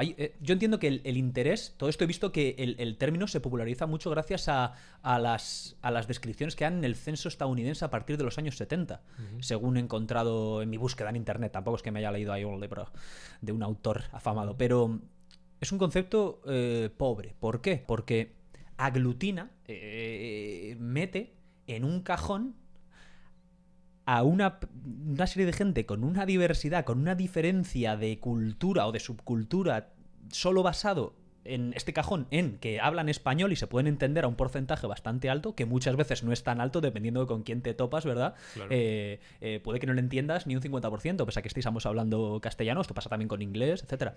Entonces, siento que por ese deseo de poner categoría, de censar, de etiquetar, se pierde mucho. Porque, claro, que puedan meter en el mismo saco a una persona que ha nacido y se ha criado y ha venido de inmigrante en la República Dominicana con uno que ha venido de Argentina, que en la mente del gringo sea lo mismo, la realidad es completamente diferente. La cultura, la manera que esta gente tiene de relacionarse, es diferente completamente. Entonces, por un lado, por eso ya es un término que lo tengo reticencias. Y por otro también, porque al final el concepto latino, en su origen, en realidad los latinos eran la gente que tiene su ascendencia, que proviene de la región del Lacio en español, en lo que es hoy Roma y su área adyacente. Obviamente se les llama latinos a los españoles, a los italianos y a los portugueses, los rumanos también, porque el Imperio Romano campa a sus anchas durante casi 1000 años y obviamente deja un pozo cultural que está en nuestro idioma, que está en nuestra manera de ser muchas veces, etcétera. Entonces, ese es el origen. En realidad, latino es una abreviación de latinoamericano, ¿no? Pero se quedan ahí y se pierde ese componente de mezcla, ¿no? De lo latino, lo europeo del sur, con lo americano, con lo precolombino, que es para mí donde yace la riqueza de Latinoamérica. Pero yo lo veo un poco así el término latino, y me gusta a veces también, para que sea más inclusivo, utilizar el término hispano, porque creo que también con latino, como es hasta cierto punto abreviación de latinoamericano, si no quieres meterte en lo etimológico, porque técnicamente los españoles son más latinos incluso que los latinoamericanos porque no tienen una mezcla con América. Es puramente latino porque los últimos 2000 años, pese a que en España luego hay mucha mezcla con el norte de África, etcétera, etcétera. Pero claro, al decir hispano también estás excluyendo al portugués, al brasileño, mejor dicho, a la persona de una cultura de descendencia lusitana o portuguesa. Entonces, al final, son categorías y son cosas que siempre se pierde mucho, que contribuyen al estereotipo, y por eso yo tengo pues esta manera de verlo. ¿Cómo lo ves tú este tema? Bueno, es el tipo de argumento que también que es con el que les encanta más pelearse también, o con el que nadie está de acuerdo. Que en todo el internet y todos los foros que están enfocados en la comunidad latinoamericana, porque por un lado en una orilla de Estados Unidos, de hecho acá es más común que digas latino, y sin embargo en la otra orilla de Estados Unidos se utiliza más el hispano. Muy cierto, sí, lo leí, no tenía ni idea de esto. En California, Arizona, por allá, pues escuchas más el hispano, acá el latino. Y sí, o sea, podemos volver, o sea, sí, por un lado es muy loco que los gringos pues quieran encapsular a tanta gente con un background tan diferente, ¿sabes? En una sola palabra, una o dos palabras, ¿no? Si vamos a incluir a latino y hispano. Y sí, cuestiones del censo y todo eso. Por otro lado, pues también ellos hasta lo hacen igual. O sea, ellos cuando se dicen que es white, o sea, cuando vas y llenas una forma. O sea, aquí que es white, claro. O sea, aquí white puede ser, como dices, italiano-americano, puede ser los irlandeses que llegaron aquí, ¿sabes? Pueden hacer los ingleses que se quedaron. Si te vas a Indiana hay un montón de alemanes. O sea, como que también... Y como que decir que eso también todo es white es como... Es muy loco porque que a mí me digan white... O sea, la relación o el entendimiento que puedo yo tener, aunque tenga la piel blanca, con un ruso de Dagestán, Marcelo, o sea, es que es absolutamente nada. Lo único que tenemos en común precisamente es ese colorcito, que tienen ellos un poco más claro y un poco más oscuro, pero ahí se acabó. Entonces, que lo pongan todo guay, pues al final los estereotipos, el deseo de categorizar... ahora yo con eso también batallo mucho porque ahora está muy de moda, ¿no? Todo lo blanco ahora... lo blanco masculino heterosexual está de capa caída. Y ahí entramos con lo de Latinx, ¿no? Me parece... Creo que es un término que tiene buenas intenciones y bueno, un concepto al final, no es solo un término, es un concepto porque pues se trata de ser más inclusivos y todo esto, ¿no? Sin embargo, la ejecución me parece muy mala, porque para empezar es una palabra que no se puede pronunciar. Ok. No estoy muy al tanto de este tema, cuéntame. Sí, Marcelo. O sea, pues como Latinx, unos dicen Latinx, otros dicen Latinx, otros dicen, ¿sabes? Para empezar, o sea, es una palabra que se desarrolla a partir de la academia estadounidense, medio chicana, ¿sabes? Latinoamericana. O sea, era un término que se empieza a usar hacia principios de los 2000, pero pues en círculos académicos simplemente, ¿no? Y de ahí como que dicen, bueno, debería haber una adopción así más grande. Sí. Pero son cosas que se empezaban a ver. O sea, es como cuando Kirchner en Argentina empezó a decir ciudadanos y ciudadanas. O sea, es un tema... A mí me parece interesante, aunque... Porque por un lado tienes la pelea de la RAE, ¿no? Que te dice... no, o sea, es muy impráctico. O sea, porque, bueno, tienes a los progres diciendo que no es impráctico porque estás también dándole a entender a las mujeres que, por ejemplo, si tienes un juez... o sea, siempre cuando dices juez, aunque pueda incluir a los dos, pues típicamente siempre pensamos que solamente los hombres son jueces, ¿no? Es cierto. Entonces, si dices la jueza... ya como que te das a entender que sabes que también hay una mujer puede tener un tipo de cargo que a lo mejor típicamente las mujeres no tienen, ¿no? Claro. Entonces, por eso hay lo de presidente y presidenta, y ciudadanos y ciudadanas, ¿no? Ahora, si volvemos a la RAE siendo práctica como siempre, ¿sabes? Sí tiene sentido porque si tú, por ejemplo, yo creo que no hay nadie en Latinoamérica o no hay nadie que hable español que cuando alguien dice... Cuando un presidente, cuando un político, alguien dice buenos días, ciudadanos, no hay nadie que se sienta excluido, ¿sabes? O sea, no hay una mujer que diga, claro. No dijo ciudadana, yo creo que no se refiere a mí. O sea, no, todos sabemos que esa es como la palabra. O sea, es el genérico, ya. Sí, es masculina, pero es el genérico de todos, ¿sabes? Y si yo estoy escribiendo un libro, y tengo un libro sobre política y tengo como que en cada página decir como mis ciudadanos y ciudadanas, a partir de entonces, porque los ciudadanos y las ciudadanas estaban situados en la plaza de no sé qué, y después los ciudadanos y las ciudadanas, o sea, se vuelve muy repetitivo. Y ese es el punto de la RAE, ¿sabes? Que también eso se simplificó por practicidad, o sea, por ser prácticos, ¿no? Claro. O sea, no... Y pues eso, el español, el castellano, pues es un idioma, ¿sabes? Gendered, como dicen acá. Sí. Con su género, claro. Con su género. Y y repito, creo que, o sea, quizá es buena, o sea, por un lado tiene sus buenos puntos, lo de la inclusión, o sea, que vamos a, en el caso de eso, ¿no? Que a lo mejor en cargos que típicamente no tienen ciertas, las mujeres, las personas trans y lo que quieras, sí tendría sentido, ¿sabes? Pero sí me parece muy absurda esa... Y aparte que todo esto es algo que viene visto de un punto de vista gringo, ¿sabes? O sea, aparte es como academia, aunque es como de latinoamericano, es punto de vista gringo que quieres como simplificar, que gente que a lo mejor no entienden los conceptos y no solo, no entienden profundamente el idioma y luego dicen, bueno, si nuestro idioma no tiene géneros, ¿por qué el de ustedes no? Y dices, a ver, no está tan fácil, ¿sabes? Como cambiarle... Y estar como que en vez de todos, de que todes. Y en vez de que esto, o sea, como que se vuelve ya muy absurdo porque pues hasta dónde llegas con eso, ¿no? Claro, ¿cuál es el límite? No es la silla, sino el sille. O sea, no es ¿sabes? La mesa, sino el mese. Y dices, pues... Desde luego que... No, sí. Yo personalmente me parece todo perfecto. Cada uno, si quieren ser más inclusivos, yo no creo que haya un gran problema. No tengo una opinión tampoco así censuradora al respecto, pero... desde luego, en términos de eficiencia y economía de las palabras, ¿no? Que siempre es lo que busca un lenguaje, ¿no? Optimizar estos temas, va en su contra. Pero claro, yo también creo que cuando hay como un avance o un deseo de avanzar, hay un efecto rebote.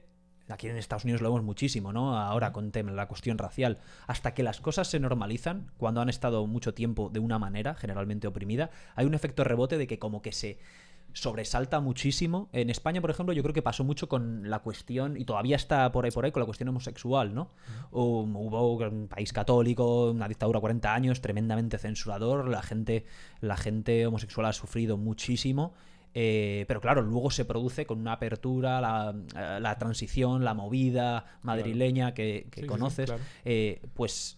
se desarrolla tanto, y especialmente en la segunda mitad de los 90, en los primeros, casi todos los años 2000, se produce una explosión y da todo vuelta. Ahora todo es el hacer, digamos, más, dar mayor visibilidad, el potenciarlo mucho más, y quizá hay mucha gente que, si bien antes ni le iba ni le venía, se sienten un poco...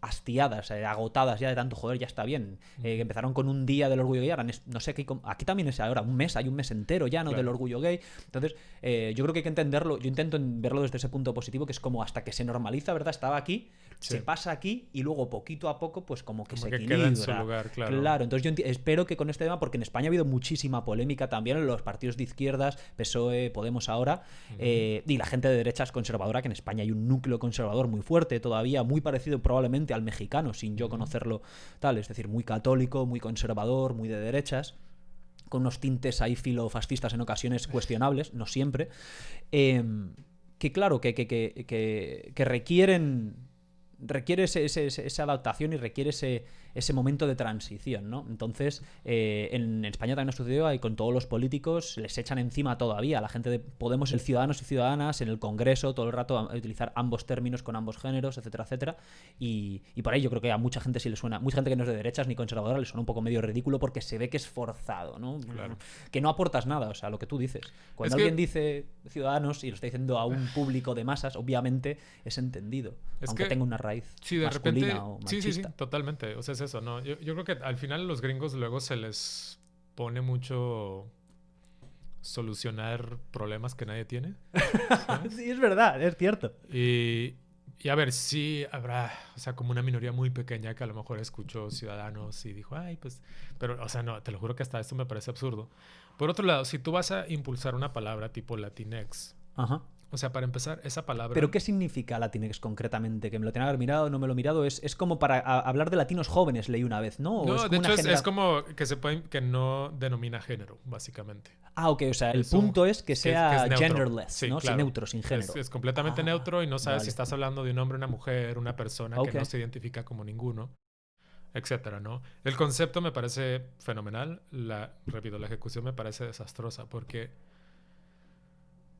al final uno viene de academia gringa, sí, que no termina de entender también todo el idioma, ¿sabes? Uno. Dos, se lo estás proponiendo a un grupo de personas a quienes gramáticamente no tiene sentido. O sea, como su pronunciación, como la X simplemente no tiene sentido. Claro, es muy anglosajón. Sí. La letra, el uso de la X es muy anglosajón, desde luego. Y entonces, si tú, para empezar, si la idea tuya... Digo, que yo entiendo que, repito, o sea, si nació en un grupo académico, yo creo que esta misma gente a lo mejor en principio no estaban pensando impulsarlo a la masa.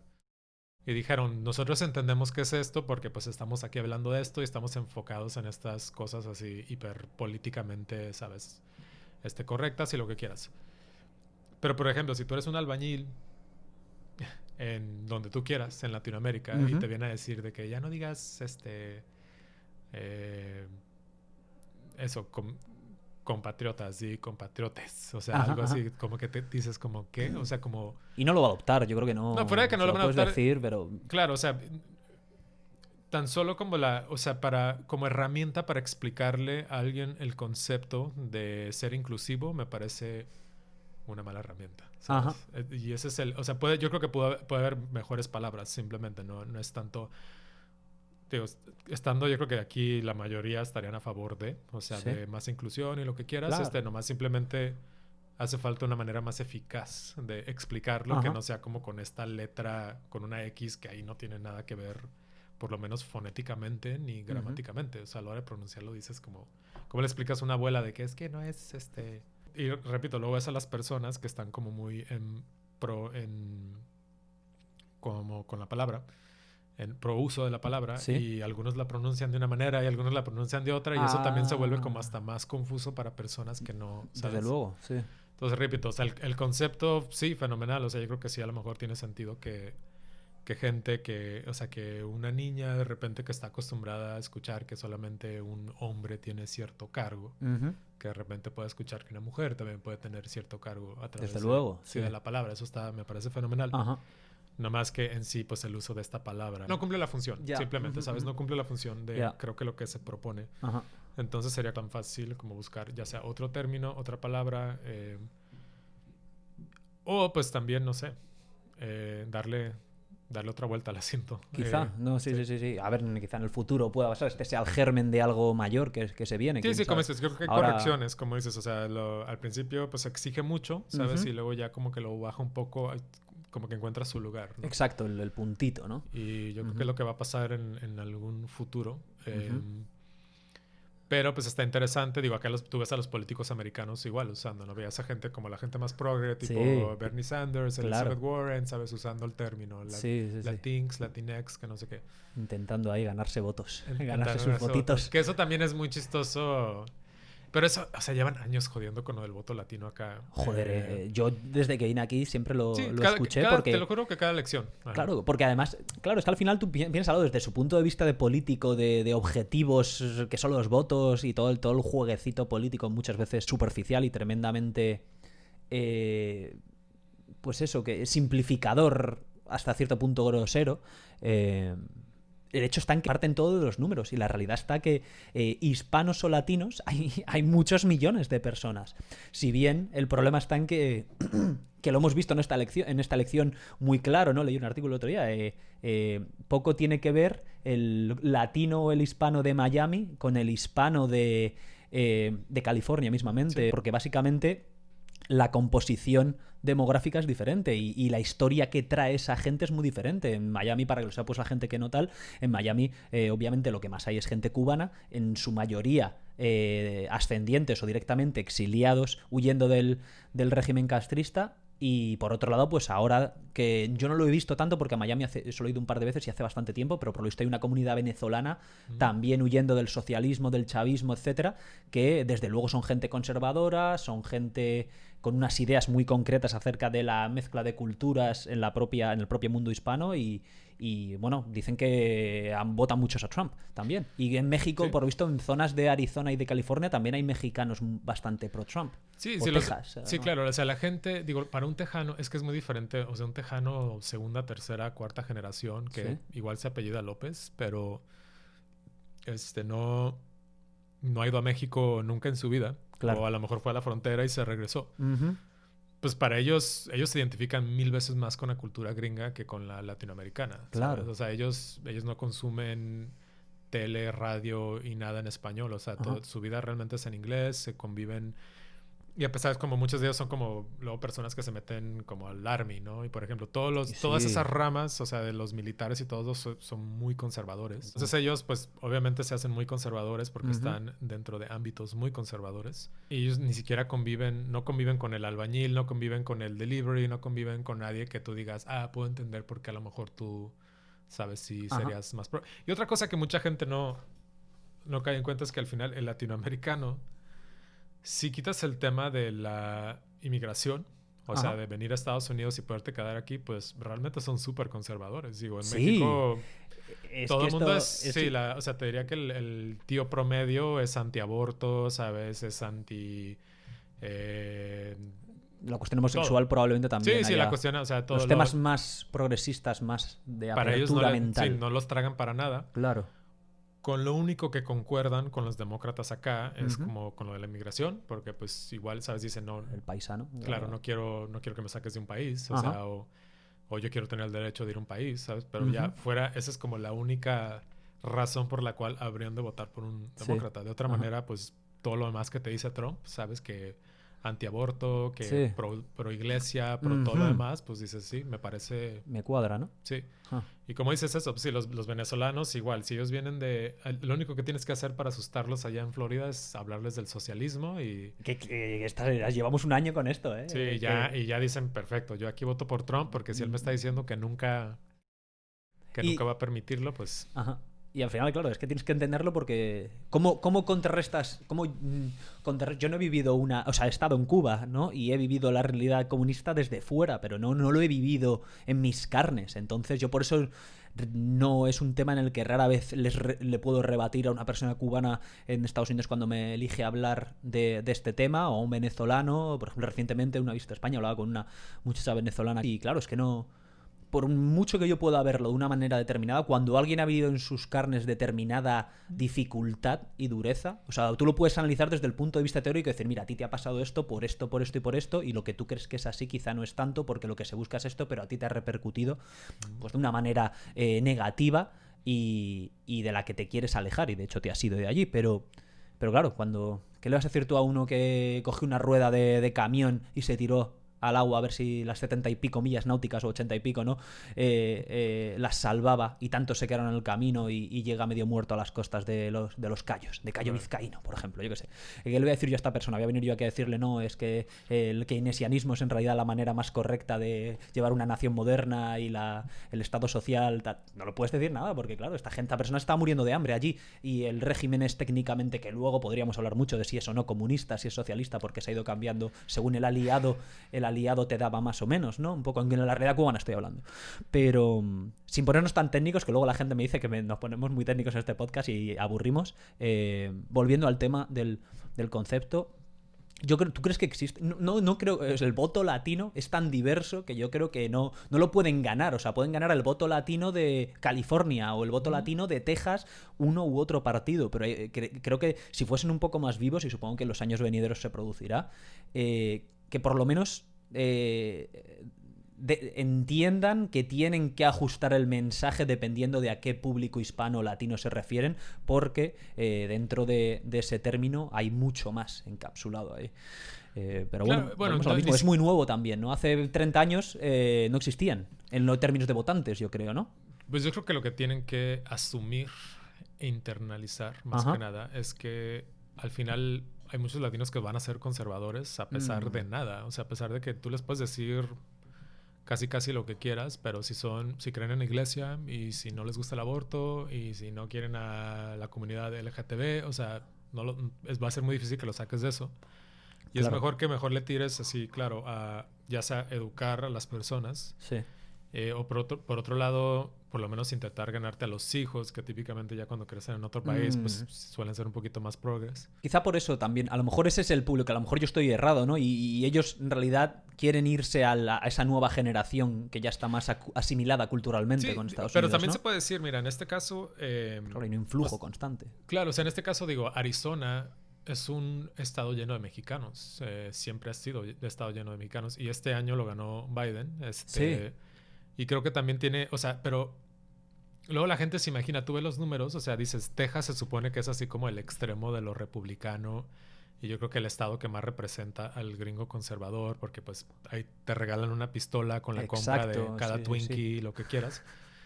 Tema libertad, están con la libertad en la boca todo el puto día, ¿eh? Y claro, y de hecho Texas brevemente fue independiente. Hombre, como la que República, ¿no? Que siempre ahí lo tienen como una etapa dorada. Sí, ¿no? claro. Yo viajé por allí bastante, porque hice un cross-country trip de estos. Pero si te fijas en los números, o sea, Trump realmente ganó Texas las 2 veces por unos porcentajes mínimos. O sea, ni siquiera son 10%. O sea, no ganó un 65%, ganó un 57%, ¿sabes? O sea, y entonces...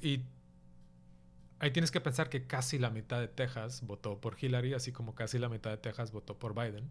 Y eso es un montón de gente, o sea... Claro. Entonces, hasta cuando tú piensas y asumes que ciertos estados son súper republicanos, pues la verdad es que no son ni tan republicanos como te imaginas. Claro, los llaman safe states porque siempre a los republicanos lo que no te dicen es el margen. Claro. Esto yo no lo había, pero porque en otro podcast yo hablaba de ello y no me paré a pensar en cuáles son los márgenes. O sea, que fíjate, en Texas es muy corto, muy pequeño. Es muy, o sea, y de hecho se supone, o sea, como que al principio todavía Biden tenía como esperanzas de a lo mejor... Bueno, es que Texas hubo un punto, o sea, para Jimmy Carter, ellos fue azul. O sea, ganaron los demócratas así que Texas, pues te diré que tiene su lado progre también. ¿no? Focalizado probablemente en Austin, ¿no? Que es Austin, sí, de hecho ¿no? casi todas las ciudades. O sea, lo que es Dallas también tiene su gran... Sí, hasta Dallas, porque hay un montón de mexicanos primera generación en Dallas. O sea, también así como en Houston. Sí, y todo lo que es el sur, o sea, Brownsville y todo eso, sí es México prácticamente, ¿sabes? Claro. El Paso y todo lo demás. O sea, son pura gente que vive en Juárez, cruzan hay una cerca y ya de que ya estamos en El Paso. Todo eso es súper azul, pero es eso, los republicanos no ganan Texas con 70%, ganan con un 10%, ¿sabes? Y entonces, pues, hay que recalcar que también no, ¿sabes? No es como que todos los estados estén tan fragmentados como la gente cree. O sea, igual Florida, estas elecciones... Trump ganó con un 7-8%. Cierto. Sí. No lo dieron rojo hasta... Porque había mucho que contar y decían que estaba muy igualado. Claro, entonces piensa que hasta lo que podrías decir de que nada, de que los cubanos que siempre votan, ¿sabes? Conservador y que no sé qué, pues la verdad es que no todos. O sea, también habrá gente más joven que dice, pues sí, mi papá se vino aquí huyendo del castrismo, pero ahora ya... Pero yo quiero yo quiero sanidad pública, ¿no? O quiero aborto. Sí, quiero abortar, quiero hacer esto, quiero hacer el otro. Unas libertades más progresistas. Digo, la gente joven al final siempre es más liberal. Sí, por definición, claro. Sí, por definición. Hay un dicho que dice, el que no ha sido socialista o comunista en su juventud, no ha sido joven nunca. Esto no sé si lo has escuchado alguna vez. A mí personalmente, a mí me ha pasado, pero claro, obviamente depende también del deseo que tengas por entender cómo funcionan las estructuras políticas en el mundo o la historia, pero es cierto. Y también hay otro dicho que dice, ¿no? Hasta los 30 años todos somos comunistas, dicen, a partir de los 30 la gente se vuelve conservadora y capitalista. Sí, a pesar de que te empiezas a hacer de bienes. Claro, esto pasa, ¿no? Ya es que no quieres que te cobren impuestos y no quieres que te quiten lo que tienes. Esto es mundial, esto en España pasa igual muchísimo, ¿no? La gente es muy progresista hasta que le dan en el bolsillo, entonces luego ya la cosa cambia. Ya se les quita.